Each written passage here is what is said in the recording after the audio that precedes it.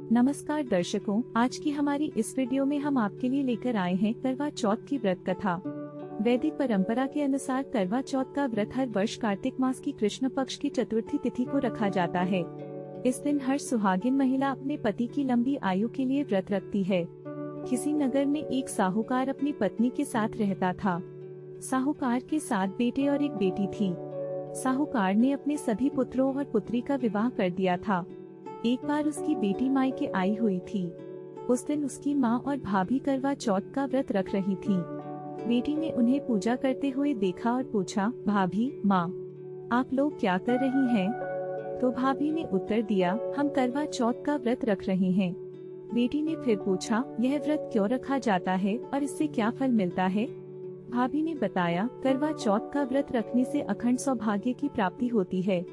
पति पर आने वाले सभी संकट दूर हो जाते हैं और घर में सुख समृद्धि का वास होता है। यह सब सुनकर साहूकार की बेटी ने भी व्रत रखने का निश्चय किया। भाभी ने उसे मना किया और कहा, तुम अभी अपने भाइयों की लाडली हो, इसलिए व्रत नहीं रख सकती। अगर तुम भोजन नहीं करोगी तो तुम्हारे भाइयों को दुख होगा। पर बेटी ने जिद पकड़ ली और कहा, मैं तो व्रत जरूर रखूंगी। वह अपने भाइयों से बहुत प्रेम करती थी।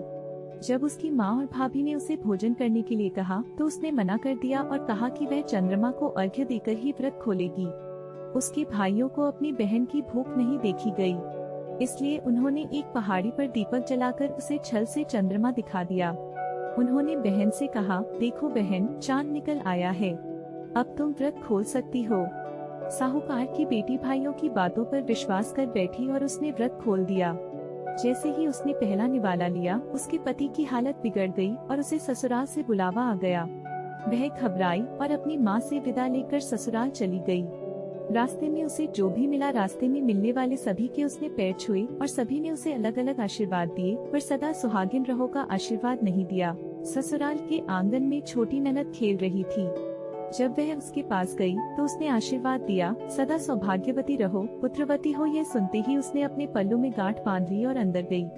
जब देखा तो उसके पति का शव रखा था और अंतिम संस्कार की तैयारी हो रही थी। वह हट करने लगी, मैं अपने पति को नहीं जाने दूंगी। जब वह नहीं मानी तो बड़े बुजुर्ग बोले, इसे भी साथ में ले चलो। वह सभी के साथ श्मशान चली गई। अंतिम संस्कार का समय आया तो उसने फिर कहा, मैं नहीं जाने दूंगी। सभी लोग नाराज हुए और बोले, पहले तो तू अपने पति को खा गई, अब उसकी मिट्टी भी खराब कर रही है। लेकिन उसने किसी की बात नहीं मानी और अपने पति को लेकर चली गई। गांव के बड़ों ने सलाह दी, इसे यहाँ रहने नहीं देंगे, इसे गांव के बाहर एक झोपड़ी बनवा दो। वह अपने पति को लेकर झोपड़ी में रहने लगी। पति की सफाई करती और उसके पास बैठी रहती। दिन में 2 बार उसकी छोटी ननद खाना देने आती। वह हर चौथ को व्रत करती और चांद को अर्घ्य देती। जब चौथ माता आती तो कहती, करवाले करवाले, भाई की प्यारी करवाले, घर की दुलारी करवाले। वह चौथ माता से अपने पति के प्राणों की मांग करती। अश्विन की चौथ माता बोली, तुमसे कार्तिक की बड़ी चौथ माता नाराज हैं, तेरा सुहाग वही लौटाएंगी, तो उनके पाँव पकड़ लेना और पाँव मत छोड़ना। उनके लिए 16 श्रृंगार का सारा सामान तैयार कर लेना। जब करवा चौथ आया तो उसने अपनी छोटी ननद से 16 श्रृंगार का सामान मंगवाया, खरवा भी मंगवाया। जब ससुराल वालों को पता चला तो वे बोले, पागल हो गई है, जो मांग रही है दे दो। साहूकार की बेटी ने करवा चौथ का व्रत रखा। जैसे ही चौथ माता प्रकट हुई, वह बोली, करवाले करवाले, भाई की प्यारी करवाले, घर की दुलारी करवाले, दिन में चांद उगाने वाली करवाले। इसी बीच साहूकार की बेटी ने चौथ माता के पैर पकड़ लिए और कहा, माता मेरा सुहाग बख्श। तो चौथ माता बोली, तू तो भाई की प्यारी बहन है। बहन बोली, माता मैं आपके पैर तब तक नहीं छोड़ूंगी जब तक आप मेरा सुहाग बचा नहीं लेती। चौथ माता ने एक एक करके सुहाग का सारा सामान मंगवाया और उसे 16 श्रृंगार का सामान दे दिया। फिर चौथ माता ने अपनी आँखों से काजल, नाखूनों से मेहंदी और मांग से सिंदूर निकाला और उसे करवे में डालकर छोटी उंगली से उसके पति को छिटा दिया। जैसे ही उन्होंने छिटा दिया, उसका पति जीवित हो गया। चौथ माता जाते जाते उसकी झोपड़ी पर लात मार गयी, जिससे उसकी झोपड़ी महल बन गई। जब छोटी ननद खाना लेकर आई तो देखा कि उसकी भाभी की झोपड़ी महल हो गई है। ननद दौड़ी दौड़ी उसके पास गई और उसकी भाभी बोली, दीदी देखो, आपका भाई वापस आ गया है।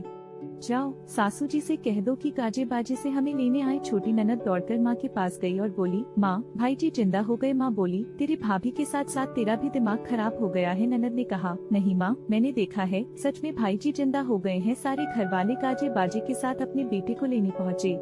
बेटे को जिंदा देखकर सास बहू के पैर छूने लगी और बहू सास के पैर छूने लगी।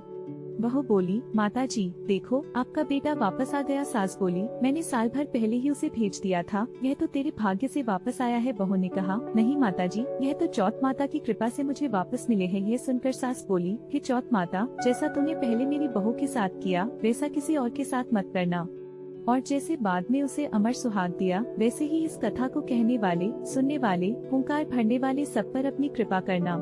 जय चौथ माता की। अगर आपको हमारी वीडियो अच्छी लगे तो हमारे चैनल को लाइक और सब्सक्राइब करना न भूलें।